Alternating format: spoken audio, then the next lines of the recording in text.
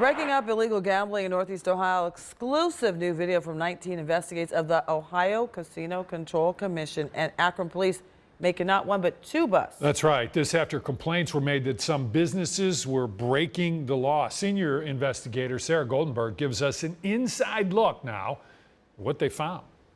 May 5th, just before 2 p.m., two Akron police officers walk into a business on East Talmadge Ave, joining a search warrant already in progress.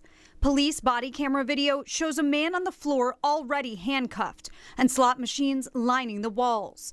Officers and agents walk around with flashlights and tools, searching the room. 19 investigates learned undercover agents with the Ohio Casino Control Commission visited this site twice in April. The undercover agents played the slot machines, putting in money, and were paid a cash prize each time, according to Akron police. When they came back with a search warrant, police say a man shut the door on them and they forced their way inside. This, one of two businesses in Akron, the other on East York Street, where the Ohio Casino Control Commission and Akron police served a search warrant for an illegal gambling investigation. They disabled or seized about 27 suspected illegal slot machines and nearly $7,000 in cash. The Ohio Casino Control Commission says illegal casinos harm communities. The state loses tax revenue that legal casinos are required to pay that goes to cities, counties, and schools.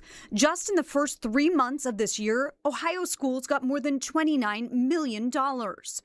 The regulatory agency says it served search warrants on more than 181 locations across Ohio and seized or disabled nearly 8,000 illegal slot machines.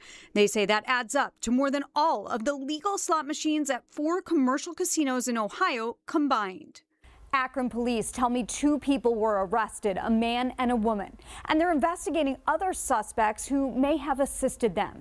I'm told in cases like this, sometimes the commission seizes the slot machines and sometimes they are just disabled. Sarah Goldenberg, 19 News.